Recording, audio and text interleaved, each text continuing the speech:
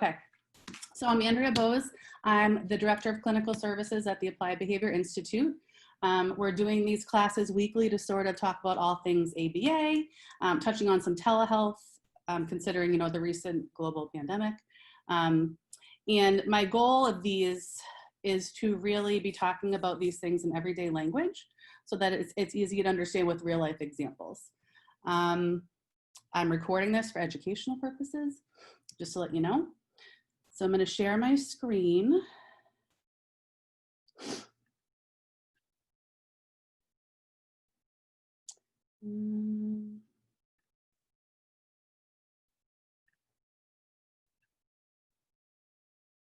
All right.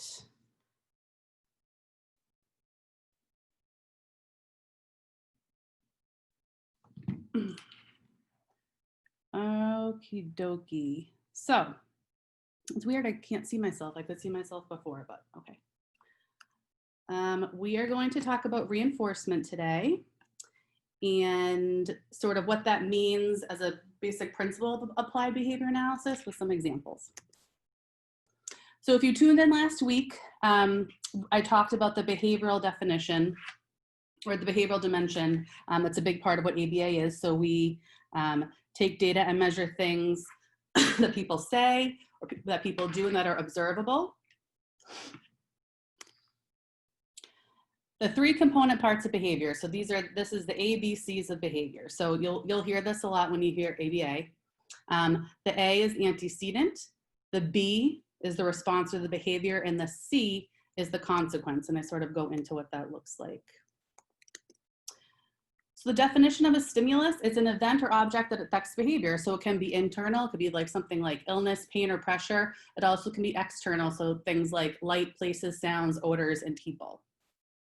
So when we talk about environmental stimuli, so all these things in our environment, it's critical to understanding behavior because as behavior analysts, we focus a lot on the antecedents and the consequences to look at patterns in behavior.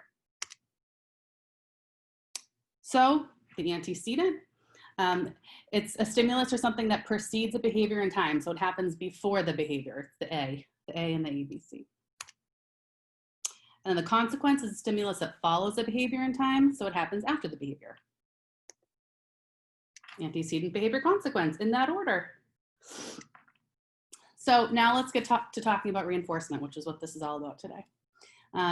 So again, consequence is what happens after the behavior occurs.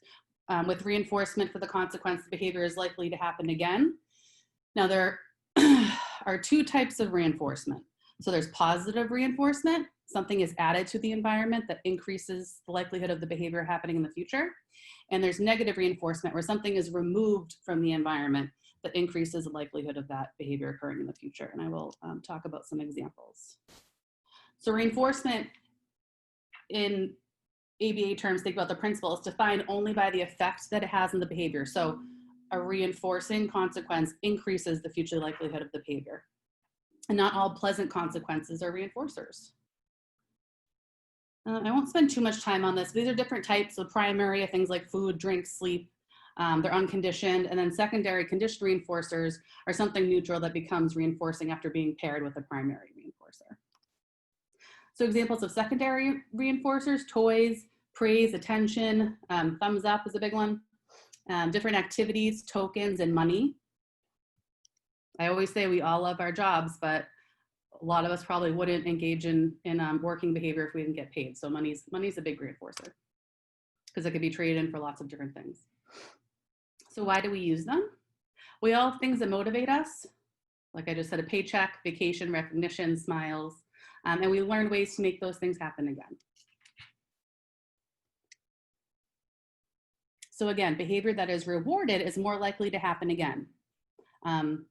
So you want to think of behaviors that you want to see more of. That when I talk about the increasing, the skill acquisition, what are those behaviors you want to see more of that you're going to reinforce?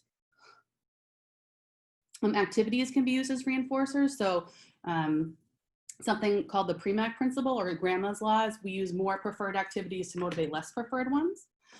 So clean your room, then you can go play your video game, eat your vegetables, then you can go have dessert.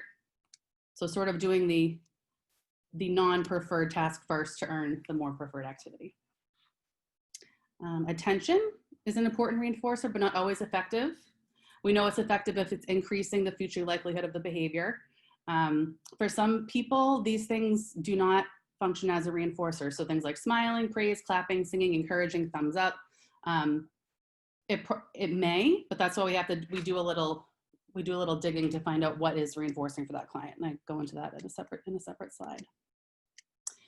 But using attention as a reinforcer as the consequence, the C of the ABC, you need to use it carefully because things such as yelling, nagging, complaining are also forms of attention and may actually reinforce the behaviors you don't want to maintain or increase. My director of operations, Mike Bowes, and I have a toddler who you just met in the beginning, and this is hard because he's engaging in, we're all home, engaging lots of attention maintained behavior, and not giving attention is really hard because I know that's what is reinforcing, or I suspect. When you're using attention, there should be a clear difference between getting attention for positive behaviors and not getting any attention for behaviors that you want to see decreased. So this is like, maybe somebody says, try to ignore that. That's what this is getting at. Ignoring it's the easiest thing to do, but it's hard for people to implement.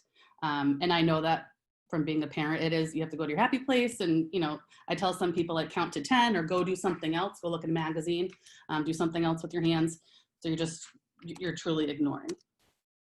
And then I talk about food. So it's always a personal agency, school choice about whether or not to use it, family choice. You need to include the family in making the choice. It can be a very effective tool.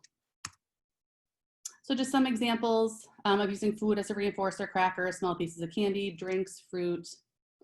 So with food, the ultimate goal is attention as the only reward. So if we're ever using food as a reinforcer, we get the green light from the family and the client and other people that we're pairing that food with praise, because ultimately we want the praise to act as the reinforcer. So we're pairing them together. So over time, try to use food less and attention more until food isn't needed. And we can also use tokens to help bridge that gap. And I talk about tokens as a reinforcer next, actually. So when we use tokens, instead of giving an activity or food reward each time the child does something you want him or her to do, they receive a token. So it bridges the gap between what they're earning and then what they trade in for.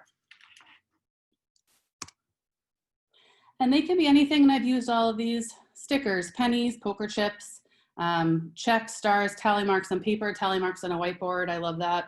And you want to let the child help decide and consider their preferences. Whenever I make token boards for the little guys, I always ask what they like, whether it be I'll make a farm themed one or a princess themed one or Sonic or whatever their interests are. I want that token board to be reinforcing in itself. So how do we choose them? We can ask the child, client, or caregiver. Sometimes that's not reliable. You can observe what they play with. You can observe how long they play with things.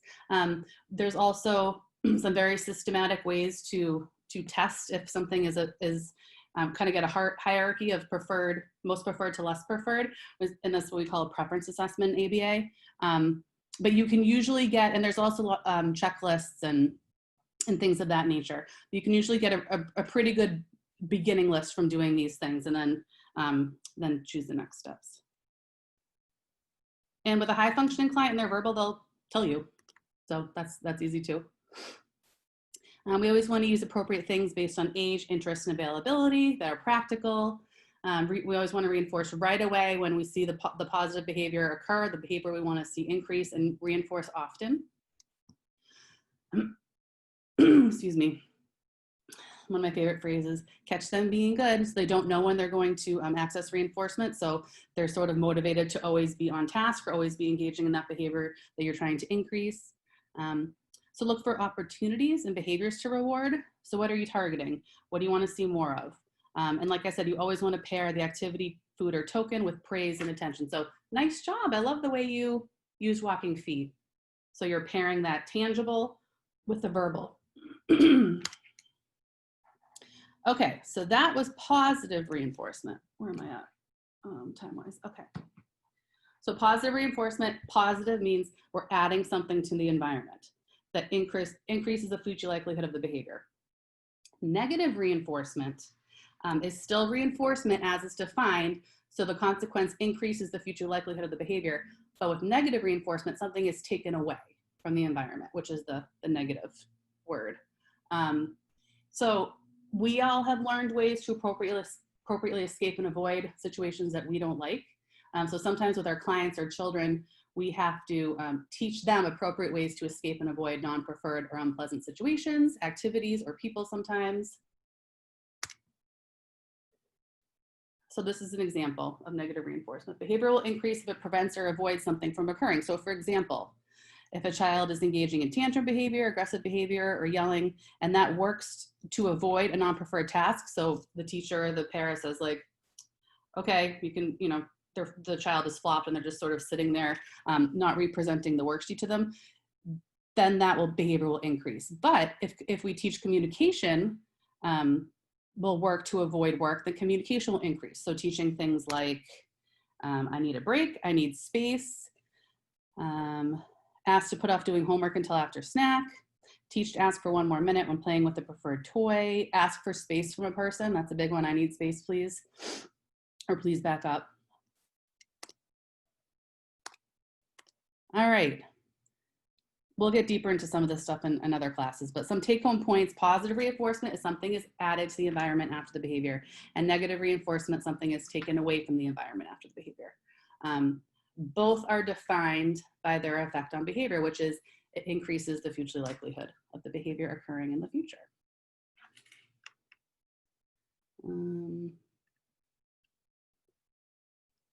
Hi, Mike and Amanda. Do you guys have any questions?